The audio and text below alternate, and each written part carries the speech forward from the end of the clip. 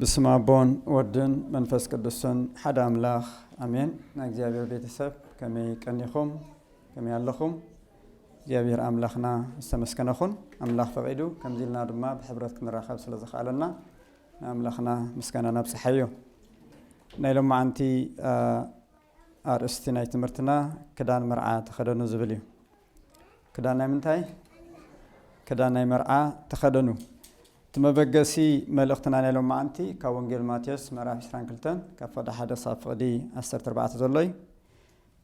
كنبوينا بسم أبون ودن منفس قدسن هذا أملاخ منجست سمايات نود مرعاز جبر نجست مسل نتومنا مرعاز تعدمه تصوعوا بارot الآخر جناخ ممس أبيو سلزي نبكرنا منجدتات كيدمو نزرخبكم ما خلنا مرعاز أو بلوم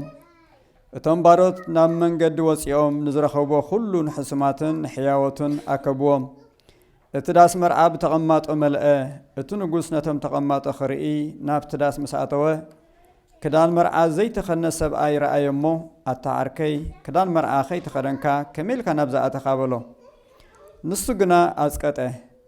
شعوت نقوس نقلاوؤو آداون آغارون أسيركم نامناي وصاص علما دربيو أبو بخياتن محركا مسنانن كخونيو صواع سبزحاتيوم حريات غنا حيدتيوم بلوم يبلنا أدمنا بتمرتنا مخنا بمسرة سرعات قدس بذكسيانا زي وقت زي فلاي كابسنا عسى منطق سال فران همشتن زلو زمن أستمره تباهيلي يزقلت زمن أستمره ملاقو بويد ما دندل ناي كلتا زمناتيو أب زمنة ساعة نيرنا ناب زمن أستمراتنا لنا هري زمن أستمره دما زمن كرم تزبل وقت خمس الناي مالتي سلازي إذا حجاتنا زلنا زمن أستمره كم ملاقو بو دندل كوينا أتقلت نشتي زمنه جن سفيح زخنا ملأختي زلوا مخانا دما مذكر أزي أقداسيو زي زمن أستمره تباهيل زلو نتناقوي تاني يسوس كريستوس نيستمره أقلقلوت نمذكر ناسو ترايد مازي كونه ناي قدسان حواريات كونه ناي كلهم دك مزامرتي أستمره كمي كم زنبرا ذكرنا نحناون نتناتهم أسر نتناتهم أرآيا كما جيرنا خنكتل كم نخل إنه وصلوا أقداسي تمرتي مالتي كلها ناخذ نردو أمونجو سبكتن تمرتن في اللي علو سبكت مؤمنان نمتراي ويدما نتوم زأمانو دما نمسننا نمبرتا نمنققح نتكملوك خون كله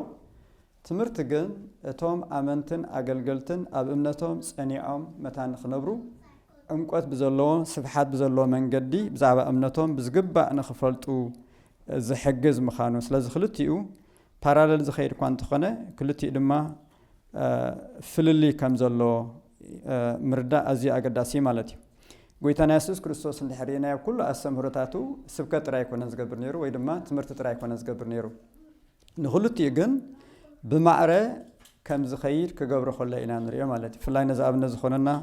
ها وانجيل تصحيف خابزلو تايزولنا يسوع دما كل جليلا أبيس ألتهم النام هره أبيس ألتهم تايندا قبره النام هره وانجيل من قصون الناس بخه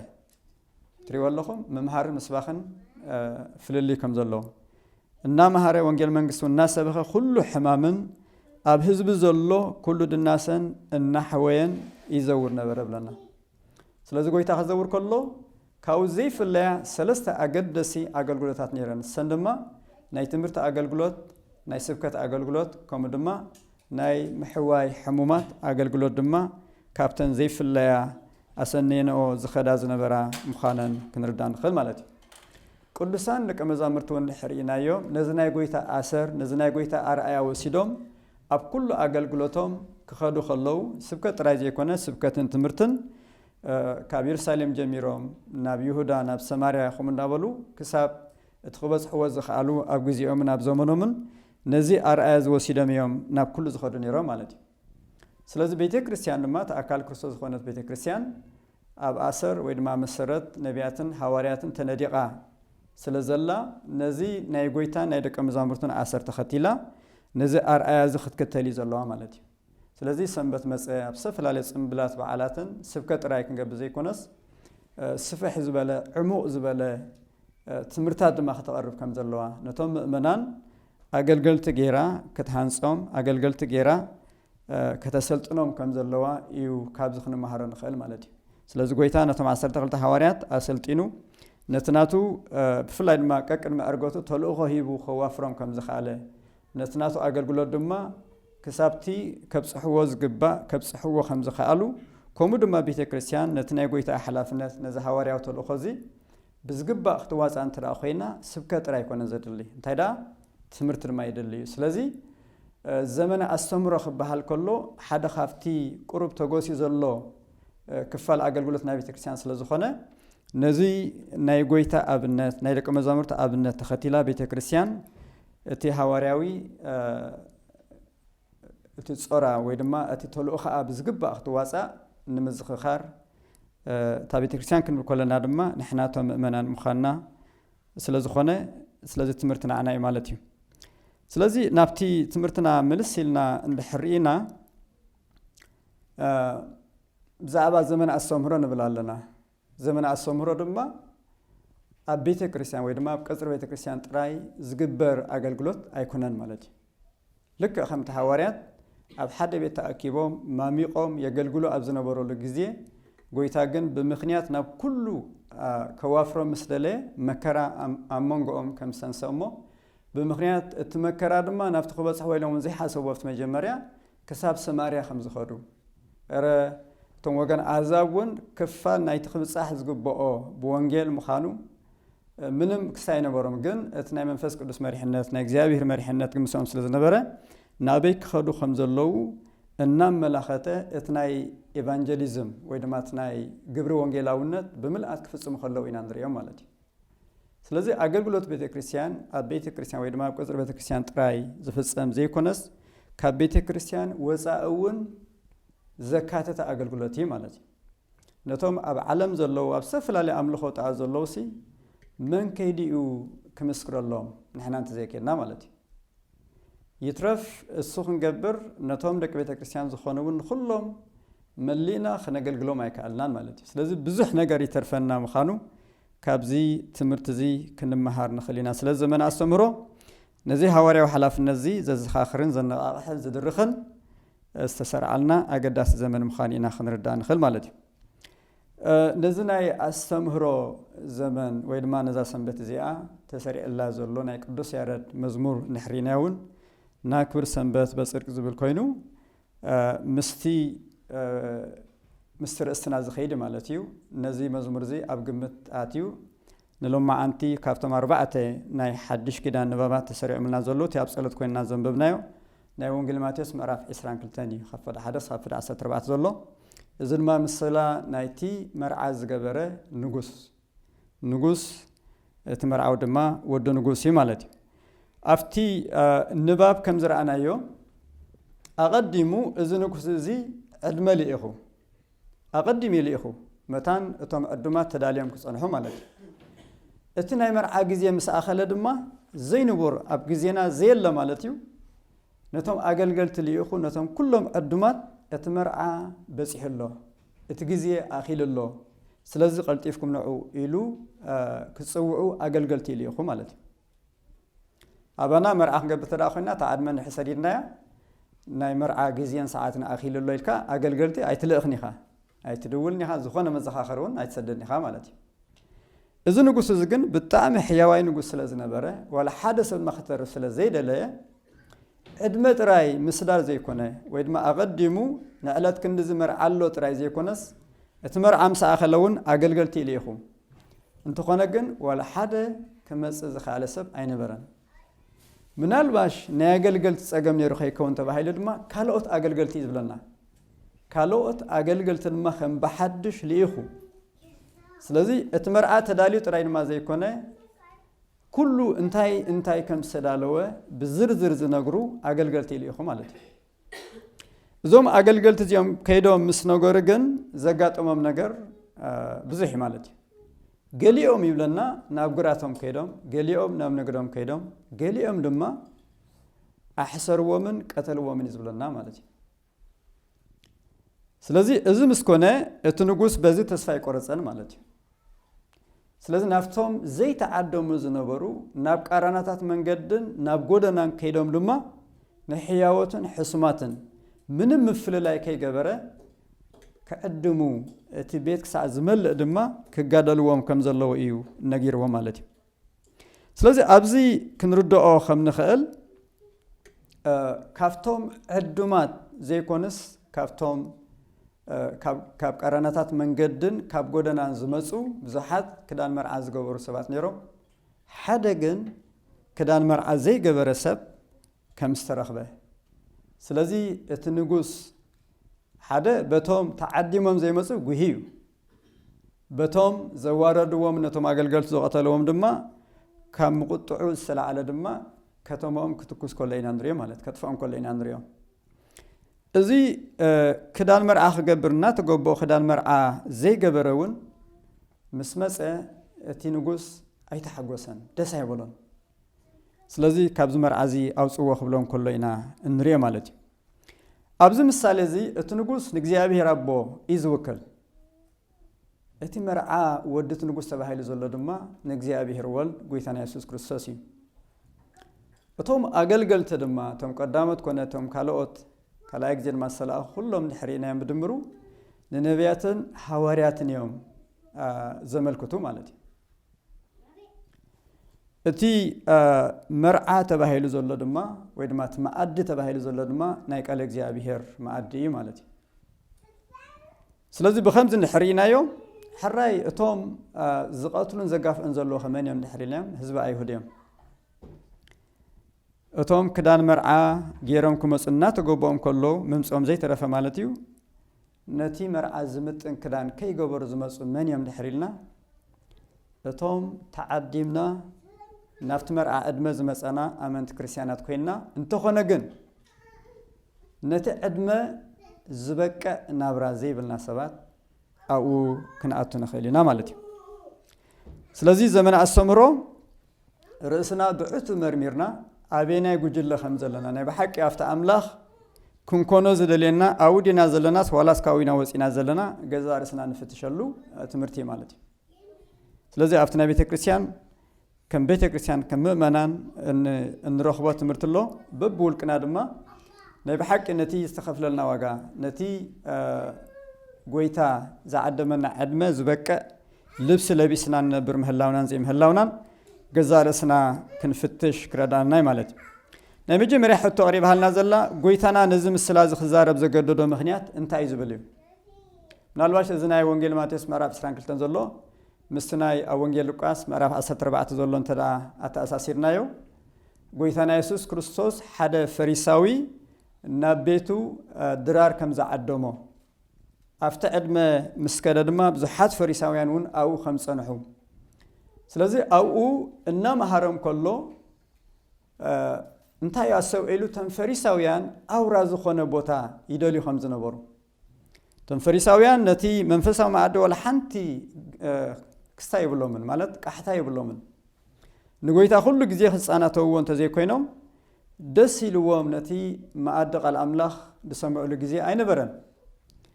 ኣብዚያ ድማ ኣብ እንዳ ፈሪሳዊ ዘሎ ፈሪሳውያን እዮም ተኣኪቦም ዘለው ጎይታ ድማ ኣብ ማእኸሎም ኮይኑ ዝተፈላለየ ትምህርቲ እናሃበ ከሎ ሓደ በቲ ትምህርቲ ጎይታ ደስ ዝበሎ ሰብ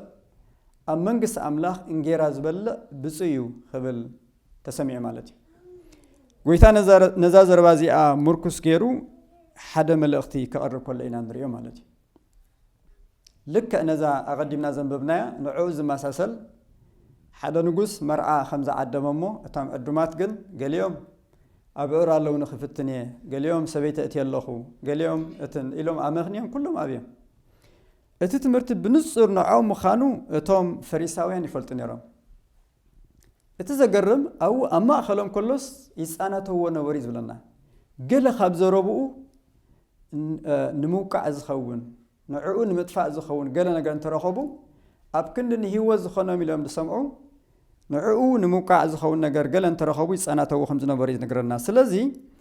ጎይታ ነዚ ኣብነት እዚ ነዚ ምሳሌ ዝኽህብ ዘገደዶ ኣብ ማእኸል ፈሪሳውያን ንዖም ዝኸውን ነቶም ኩሉ ግዜ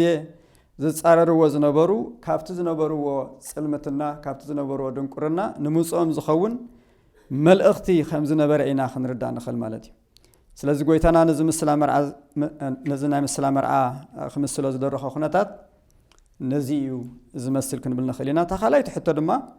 نمنجست سمايات كان نمنتايو بنايمر عوراي كمسلا مريج زبليو نمنجست سمايات بوراي مرعاز مسلو لمخنيات نالباش مستي حدا خافت قويتاز تقومر زنبر خمهر كله بقربا كركب زكال بقليلو لما تحزب خردو زخل استفل على ابنت يتقم نري مالت نابنت مرعادما كل غزيه زي في اللي خافتي منابرنا كافتي زلنا يخونتاسي منم زي رح كل غزيه دما بغصالي نسمعون ان نوبرن سلازخونه بقليلو تحزب خردو زخل يزنبر مالت بعبيد ما مصحف قدوس نغويتانا يسوس كريستوس بخمه غليص ولا زبل دما صبو زخونه ابنتي منياتو غويتانا كمرعاوي تغليص الله نبعلون غويتا ننفس غلص اخلو كمرعاوي طيس والله منيات حدا غزي نا يوحنس مطمق دق مزامرتي نا غويتا مصيوم نحنان فريساويانن بزح غزي نصوم دق مزامرت خاغنا ايصومن سلامنتاي زبل حتو ابزحتتلو غويتان تايلوم مرعاوي مساتهم كلدو اعرخ مرعاوي خحزنو ويد ما خصوم يخوليوم غناخ مرعاوي خباتهم زوسدلا معالتي كتمصيا شعو خصوميوم بمبال نس مرعاو مخانو نغزارسو غليصوالو مالتي سلازي دق مزامرت دما كم اعرخ مرعاوي تغليصلو كالون يوحنس مطمع حدا غزي انتايللو كريستوس مرعاوي مخانو تأمين الله مالتي بزحات نا يوحنس دق مزامرت زنبرو غديفمو نابغويتا كتبقو نابغويتا خلقبو مسرعيوم اتم صرفو دق مزامرتي كلهم غغديفو مناخدلو اتنسخا خما زطمكايون زمسكر كالو ناويم زخود زلو إلهم لك همز مترع از عينتي نيرو شعو قدس يوحنس كنتايلو اتمرعاز زلاتو نسو مرعاويو اتدويلو نو سمعو عرك مرعاوغنا بدمص ناي تمرعاو ازيو يحغوس دغيم اذا حغوسي تفصمه ስለዚህ بزعبا ناي غويتا مرعاو مخانو غويتا بعلو تراجي يكونه يوحنس مطمقون بخمزي منغدي خغلص خولينا نري مالتي ስለዚህ غويتا يسوع كريستوس كما جمير مرعاو زبحزلو زبل حساب دما كابتا سغانا زلبسلا كابتا بسغا استغلصلا جميرو زلو هيوت كله كمرعاوي ولاون غويتانا يسوع كريستوس ادا حاتياتنا خفلا مسقل تسقيل ابزمتولو ابسنسالو ناب سمايات ابز عرغلون استيل مرعاوي مخانو انا خابزنا مصحف قدوس استمهرو خنردان نخل مالتي بفلاي غويتانا دما بزعبا مصاتو مثالياو بزخونه منغد خزارب كله حدا خابت تتقملو مسلاتنا 10 دناغل ينايكونان نغزادسو اون كمرعاوي تغليص زلو اتن لبامات نتم تداليم صنحو كدان مرعاوي غيرم تداليم صنحو زوكلا كخنا خلوا اتن عاش دما نتم تعديمم ناب ادمه مصيوم غناخه كدان مرعا خي تخنو زصنحو زوكلا خويني قريب زلو مالتي ابتي ناي حواريا قدس يوحنس راين حريناون ابرا يوحنس غويتا دحري ارغتو كمرعاو تغليصينا نرخبو مالتي انتي زبلنا ات كل زخل እግዚአብሔር አምላኽና ንጉሲሞ ሃሌሉያ مرعا ናይ ትገንሸል በጽሑ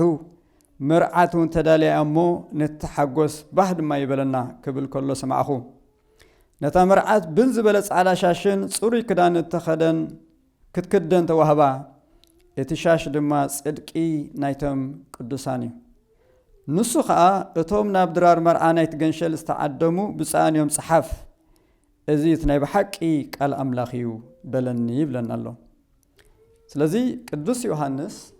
ብራኢ አብ ሰማይ ዝኸውን ዝነበረዩ እግዚአብሔር ገሊጽሎ ማለት ስለዚህ ክርስቶስ ከመርዓዊ ሕጅውን ዘሎ ማለት ስለዚህ ካብቲ ቀዳማይ ምጽአት ጀሚሩ ክሳብ ተኻላይ ምጽአት ዘሎ ናይ መርዓ ዘመን ተባሂሉ ዝግለጽ ማለት ስለዚህ ንሕና አፍትና መርዓ ዘመን ይናዘለና አፍቲ ዕድመ ዝዋሃበሉ ንዕዱማ ድማ ድጽውዕሉ ዘመንና ዘለና ማለት ስለዚህ እዝንማ መስናይ ወንጌል ማቴዎስ ምዕራፍ 9 ፍቅደ 14 15 ንሕና ደቀ መዛሙርትን ፈሪሳውያን ንጸውም ደቀ መዛሙርት ሃግና አይጾሙን ዝበሎ እንተዳ ተአሳሲርናዮ ክርስቶስ ካፍታ ስጋ ዝለበሰላ ጀሚሩ كساب بخلاي مسأت زمسء كمرعوي تجلس خمزة لينا خنردان خل مالتيو اتينا مرعى سعادة مدما كلتي دحري لدت كريستوس الله مالت كابتا كريستوس ولا الله جميرو السلك زيابير ناي مرعى أدمى أداليو يسوي عز الله مالتي كسب كريستوس بخلاي مسأت زمسء دما إذا عزي بغص علي كغص المخانو سلازي تا بيت كريستيان تبع هلا زلا دما تمرعات فلا بتزنببنايو صعدا شاش دما توهبا يزبلنا بعلا صعيرا سريحه زمصات زيكونس زوهاب ነገር زمصوت ነገር ካብ አምላኽ ዝኾነ ነገር ምኻኑ ካብ ዝኽንርዳ ንኽእል ማለት እዩ ስለዚህ እዚ ጎይታና ዝ ነገርና ምስላ ነዚ ዘለና ዘመንን ናብራን በትክክል ዝገልጽ ስለ ዝኾነ እዩ ነቲ ናይ ምጻት ነገር ነቲ መርዓና ይትገንሸል ነገር በዚ ምድራዊ ዝኾነ መርዓ ክምስሎ እንሪኦ ማለት እዩ ስለዚህ አቢ ዘመንና ዘለና ኣብ ናይ መርዓ ዘመንና ዘለና ማለት እዩ ሳልሰይ ተሕተልማ እቲ ዕድመ መርዓ ብመንን መዓስን በኸመይንዩ ዝብጽሐና ዝብል ሕተሎ ከምታ ኣቀዲመ ዝገለጽክዎ ኣቀዲሙ እቲ ንጉስ ነቶም ከዕዶም ዘለዎም ኣቀዲሙ ዕድመ ሰዲድ እዩ መሊስ ድማ ነቶም ኣገልገልቲ ድማ ሰዲዱ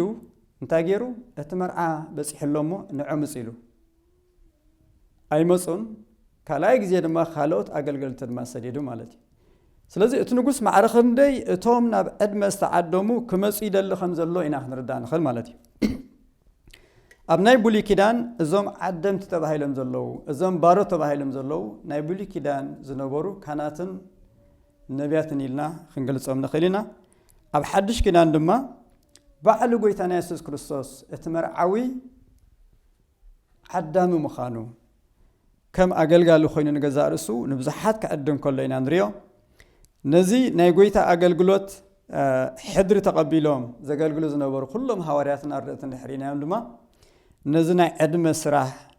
ናይ ኣገልግሎት ስራሕ ይሰርሑ ከም ዝነበሩ ክንርዳ ንኽእል ማለት እዩ ስለዚ ንኩሉ ህዝቢ እስራኤል ክዕድምዎ ከም ሰላኹ ካብ እስራኤል ወፃኢ እውን ከይዶም ናብ ብዙሕ ክፋላት ዓለም እናኸዱ ነቲ ህዝቢ ናብዚ መርዓናይ ዝገንሸ እዚ ክመጽእ ይዕድሙ ከም ዝነበሩ ኢና ክንርዳ ንኽእል ሕጂ ኸ ኣብ ዘመናን ኣብ ግዜናን እግዚአብሔር ብኸመይ ዝኣመሰለ መንገዲ እዩ ናብዚ መርዓ ዝዕድመና ዘሎ ንሕሪልና በቶም ዝሃበና ኣገልገልቲ በቲ እነንብቦ ጽሑፋት በቲ ዝስበኸልና ስብከት ኮታስ ብዝተፈላለየ መንገዲ እግዚአብሔር ይዕድም ማለት እዩ ልብና ተኸፊቱ ከባቢና እንድሕር ባንቅዶ ክንሰምዕ እንተደኣ ኽኢልና ከነስተውዕል እንተደኣ ኽኢልና እግዚአብሔር ብዝተፈላለየ መንገዲ ይዛረብ እዩ እንድሕር ንበልዓም ብኣድጊ ክዛረብ እንተደኣ ኽኢሉ ንጴጥሮስ ድማ ብደርሆ ክዛረብ እንተደኣ ኽኢሉ ንዓና ብዝደለየ መንገዲ ክዛረበና ይኽእል እዩ ማለት እዩ ስለዚ ብፍላይ ድማ ነቶም ናብቲ ዳስ ናይቲ መርዓ ዝኣተና እቶም ኣመንቲ ዝኾንና ድማ ብፍላይ እቲ ዝተዋህበና ክዳን ጽድቂ እቲ ዝተዋህበና ክዳን መርዓ ከይነበላሹ ኩሉ ግዜ ትምህርቲ ይዋህበና እዩ ስለዚ እግዚአብሔር ብዝተፈላለየ መንገዲ ይዛረበና ምዃኑ ብፍላይ ድማ ነቶም ኣመንቲ ዝኾንና ብጽድቅን ብቅድስናን ልብስና ክንዕቅብ ከም ዘለና ዘተኮረ ክኸውን ይኽእል ማለት እዩ እዚ ዕድመ ናይ ምቕራብ ኣገልግሎት ግን ኣብታ ዳስ ናይቲ መርዓ ዝኾነ ቀጽሪ ቤተ ክርስቲያን ጥራይ ዝሕጽር ኣይኮነን ከምታ ቀዲምና ዝበልናዮ ካብ ደገ እውን ናብዚ መርዓ እዚ ክዕደሙ ዝግብኦም ሰባት ስለ ዘለዉ ንሕና እውን ኣካል ናይቲ ተልእኾ ስለ ዝኾንና ኣይ እዛ ዝተዋህበትን ጽድቂ ክዕቅባ ጥራይ ክንብል ዘይኮነስ ንኻልኦት ሰባት ድማ ንምኽንያት ምድሓንን ንምኽንያት በረኸትን ክንከውን ከም ዘለና ስለዚ ልክዕ ከምቲ ነቶም ኣገልገልቲ ቦታ ስለ ዘሎ ናብ ቃራናታት መንገድን ከድኩም ዓድሙ ተቃለስዎም ተጋደልዎም ከም ዝበለ ንሕና እውን እዚ ሓደራ እዚ እዚ ተልእኾ እዚ ተዋሂብና ከም ዘሎ ክንሓስብ ኣዝዩ ኣገዳሲ ማለት እዩ ስለዚ እቲ ንጉስ እንታይ ኢልዎም ኣብ ቃራናታት መንገዲ ሕሱማት ኣለው ሕያወት ኣለው ቆራያት ኣለው ሓንከሳት ኣለው ስለዚ በቲ መንፈሳዊ ህይወቶም ዝደኸዩ በቲ መንፈሳዊ ህይወቶም ዝሰንከሉ ብዙሓት ብመልክዕን ምስልን ኣምላኽ ዝተፈጥሩ ሰባት ስለ ዘለው ንሕና እውን ነዚ ተልእኾ እዚ ክንቅበል ከለና ንስለ ምግባር ክንገብሮ ዘይኮነስ ዋጋ ዝሓትት ምዃኑ ማለት እዩ ለሊ ኩሉ ብጸሎት ኣብ ቅድሚ እግዚኣብሔር እግዚአብሔር ንልቦም ክትንክፍ ንልቦም ክረተ ኩሉ ግዜ ብጸሎት ክንጋደል ከም ዘለና ካብዚ ክንመሃር ንኽእልና ማለት እዩ ድሕሪ ዘላ ሕቶ ሕራይ እቶም ተዓዲሞም ዝኣበሱስ ይቀጽዑ እቶም ዕድመ ኽቢሮም ዝተረኽቡኸ ንምንታይ እዮም ዝቕጽዑ እቶም ዕዱማት ክለብስዎ ዝግባእ ክዳን መርዓውኸ ከመይ ዝበለ ይብለና ኣሎ ጎይታና ነዚ ናይ መንግስቲ ኣምላኽ ጉዳይ ብውራይ መርዓ ክምስሎ ከሎ ከምታ ቀዲምና ዝቐለስና ብዙሕ ምክንያታት ኣለዩ መርዓ ኩሉ ግዜ ዝውትርን ፍሉጥን ኩሉ ሰብ ድማ ክርድኦ ዝኽእል ብቐሊሉ ድማ ከሰውዕሎ ዝኽእል ጉዳይ ስለ ዝኾነ ኣብ ባህልና እውን ድሕሪናስ መርዓ እንድሕር ተዓዲምካስ ኣይተርፍን ኢኻ እንታይ ዝበሃል ዓዳሚ መኽበሪ ኣባይ ድማ እንታይ ዝበሃል መሕሰሪ እዩ ዝበሃል ስለዚ ሰብ ክዕድመካ ከሎስ የኽብረካ እዩ ዘሎ ማለት እዩ ኣኽቢሩ ኣነ ይሕጎስ ኣለኹ ኣብቲ ኣበባይን ሓጎሰይን ድማ ምሳይ ክትሕጎስ ይደሊ ኣለኹ ነቲ ሓጎሰይሲ ንዓ ኣባ ዝሓዮ እዩ ዝብለና ዘሎ ማለት እዩ ስለዚ ናብቲ መርዓ ክንዕደም ከለና ድማ ዝዳሎ ነገር ኣሎ ማለት እዩ ንዑ ምሳይ ኮንኩምሲ ነቲ መግለፂ ሓጎሰይ ድማ ተኻፈሉ እዩ ዝብለና ዘሎ እንድሕር ነዚ እንተዳ ኣቢና ግን ወይ ድማ ኢግኖር እንድሕር ጌርናዮ እቲ ዓዳሚ ደስ ኣይብሎን እዩ ወላ እውን ካልእ ምስሊ ኣለ ሓቀይ ኣብ ባህልና ውራይ ግበር እሞ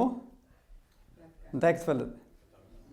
ፍታዊኻን ፀላኢኻን ክትፈልጥ ማለት እዩ ሕጂ እንታይ እዩ ንዓና ቀሊል ክመስለና ክእል ነቶም ተዓደምቲ ነቲ ዓዳሚ ግን ክስታይ ኣይኮነን እኽሉን ዝብላዕን ገለ ኩሉ ነገር ኣዳልዩ ኣይመፅን እየ ክትብል ብጣዕሚ ክስታይ ዓብዪ ሃስያይ ማለት እዩ ብፍላይ ኣብ እስራኤል ድማ መርዓ ክግበር ከሎ ከምዚ ናህና ኣይኮነን 7 መዓልቲ ዝግበር ማለት እዩ 7 መዓልቲ ንኩሎም ዕዱማት ክትቅልቦም ምኽኣል ማለት ዓብዪ ውራይ ስለዚ ን7 መዓልቲ ዝኣክል ገምጋም ጌርካ ክንዲዚ ህዝቢ ክመፅአኒ ኢልካ እቲ ህዝቢ እንተዘይመፅካስ እንታይ ክኸውን ዝኽእሉ ጥፋኣት ማለት እዩ ስለዚ ዓብዪ ዝኾነ ውርደት ዓብዪ ዝኾነ ጓሂ ክስምዖ ከም ዝኽእል ኣይቲ ንኩላህና ሩዲ ማለት እዩ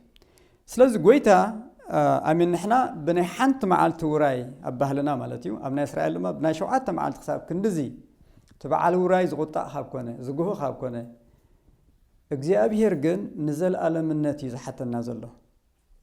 ንዘለኣለም ዕጫና ህይወትና ክቕይር ዝኽእል ዕጫና ህይወትና ማእዝን ከትሕዝ ዝኽእል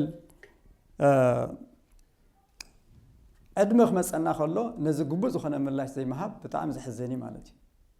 ምናልባሽ እግዚኣብሔር ዝጎሎ ነገር ወላ ሓንቲ የለን ተቐንዲ ዝጎሎ ግን ንዓና እዩ ማለት እዩ ስለዚ ኩላህና ድማ ንሓዘን ክንከይድ ከለና እንታይ ዓይነት ክዳን ጌርና ክንከይድ ከም ዘለና ንኩላህና ብሩህ እዩ ናብ ስፖርት ክንከይድ ከለና ናይ ስፖርት ኣጥቂ ክንገብር ከም ዘለና ናብ ዓዲ ሃሩር ክንከይድ ከለና እንታይ ዓይነት ክዳን ክንገብር ከም ዘለና ንኩላህና ግልጽ እዩ ናብ መርዓውን ክንከይድ ከለናስ እንታይ ዓይነት ክዳን ክንገብር ከም ዘለና እዚ እውን ፍሉጥ እዩ ማለት እዩ ግን እቲ ግቡእ ክዳን ምግባር ሓዲግና እንድሕር ንዑ ዘይምጥን ክዳን እንድሕር ጌርና ግን ብፅቡቅ ዓይነስ ኣይጠምትኒ ማለት ኣብ ባህልና እውን ስለዚ እግዚኣብሔር ድማ ነዚ መርዓ ገንሸል ክንለብሶ ዝሃበና ልብሲ ኣሎ እዩ ነዚ ልብሲ ዝለቢስና ኢና ድማ ክንከይድ እግዚኣብሔር ዝደልየና ዘሎ ማለት እዩ ግን እዚ ልብሲ እዚ እንታይ እዩ እንታይ ዓይነት ልብሲ እዩ ኩላህና ናብ ቤተ ክርስቲያን ክንመፅእ ከለና ኣካልና ተሓፂብና ክዳውንትና ፃዕሊና ክንመፅእ ብጣዕሚ ፅቡቅ እዩ ግን ካልእ መንፈሳዊ ልብሲ ከም ዘሎ ድማ መፅሓፍ ቅዱስ ብንጹር ኣቐሚጥዎ ኣሎ እንታይ ዝብለና ናይ ሐዋርያ ቅዱስ ጳውሎስ ለይቲ ሓሊፋ መዓልቲ ቀሪባ እያ እሞ ግብሪ ጸልማት ካባና ደርቢናስ ኣጽዋር ብርሃን ንልበስ ንጎይታና ኢየሱስ ክርስቶስ ደኣ ልበስ ወንበር ነቲ ሓልዮት ስጋስ መላዓሊ ትምኒት ኣይትግበርዎ ስለዚ ካብዚ ሐዋርያዊ ቃል እዚ ክልተ ኣገደስ ሓሳባት ኣዛሚዱ ገሊጽልና ኣሎ እቲ ክንለብሶ ዝግባእ ልብሲ በዓሉ ክርስቶስ ምዃኑ ስለዚ ድማ ክንለብሶ ትፅቢት ይግበረልና እዩ ማለት እዩ እምበር ብዛዕባ ናይ ዓለባ ልብሲ ወይ ድማ ናይ ክዳን ልብሲ ኣይኮነን ዛረብ ዘሎ ስለዚ ኣብቲ ቃል ኣምላኽ ምስጢር ዝኾነ ሓዘል ከም ዘሎ ልብሲ ልበስ ክብለና ከሎሲ ንቤተ ክርስቲያን ዝበቀል ጻዕዳ ልብሲ ማለት ኣይኮነን እሱ ኣገዳስ እኳ እንተኾነ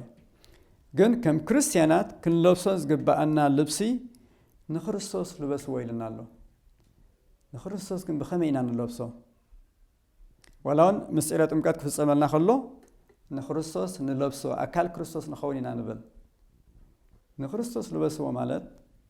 قلل بزبالة خنقلص انت داخوينا نخرستوس مسلو ويز بلنا زلو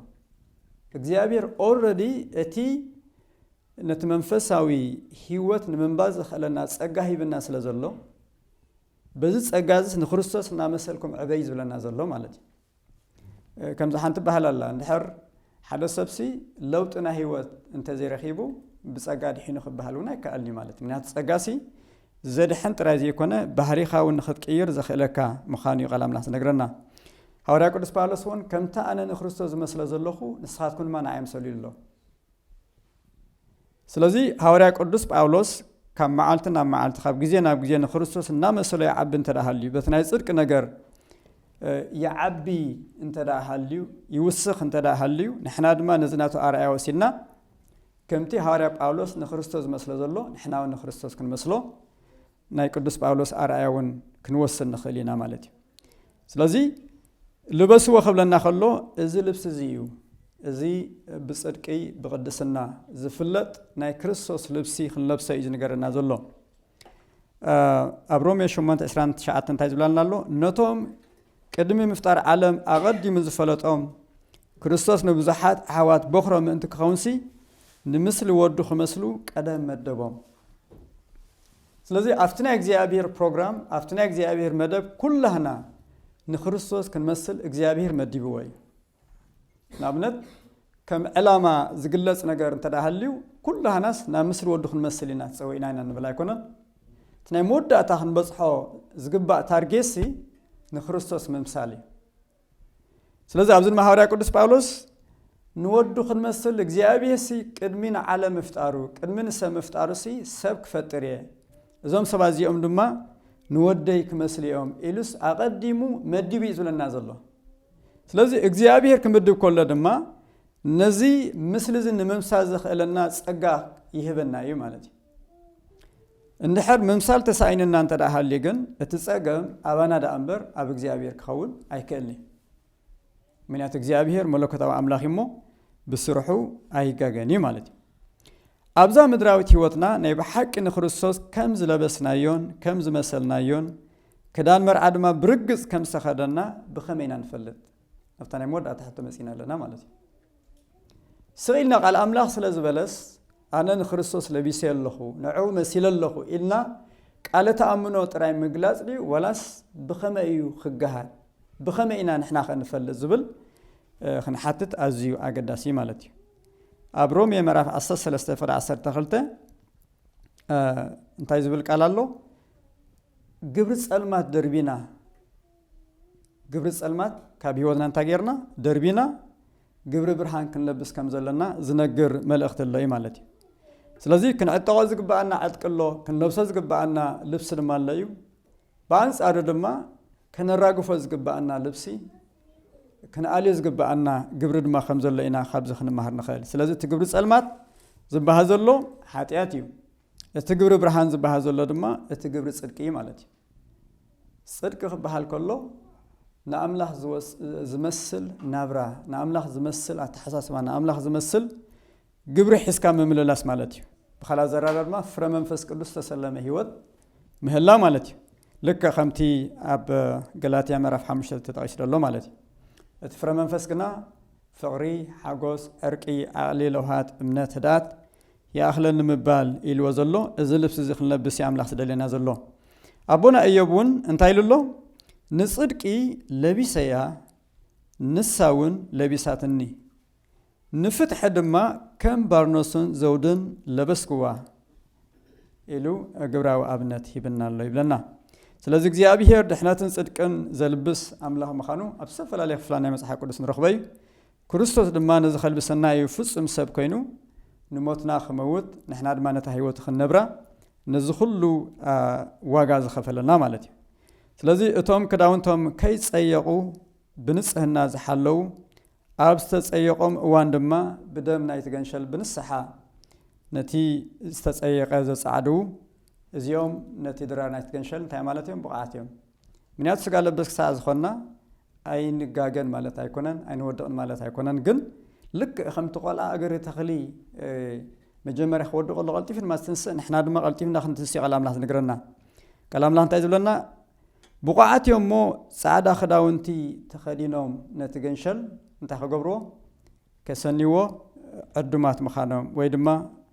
እግዚአብሔር ንዕኡ ከም ዘዳለዎም ይቀላም ላስ ነግረና ስለዚህ ከምቲ አብራ ዮሐንስ ተዘንበብና ድማ እቲ ጻዕዳ ብን ዝበለ ሻሂ አሚን ሻሽ ጻዕዳ ክዳን ጻዕዳ ልብሲ እሱ ይትخدام መርዓው ተባሂሉ ዘሎ ተዋህቦም ይድማ ዝብለና እግዚአብሔር በክርስቶስ ንዛአመኑ ዘበሉ እዚ ዝውሃብ ነገር ምኻኑ ይቀላም ላስ ነግረና ማለት እዩ ሓንታ አብነት አላሞ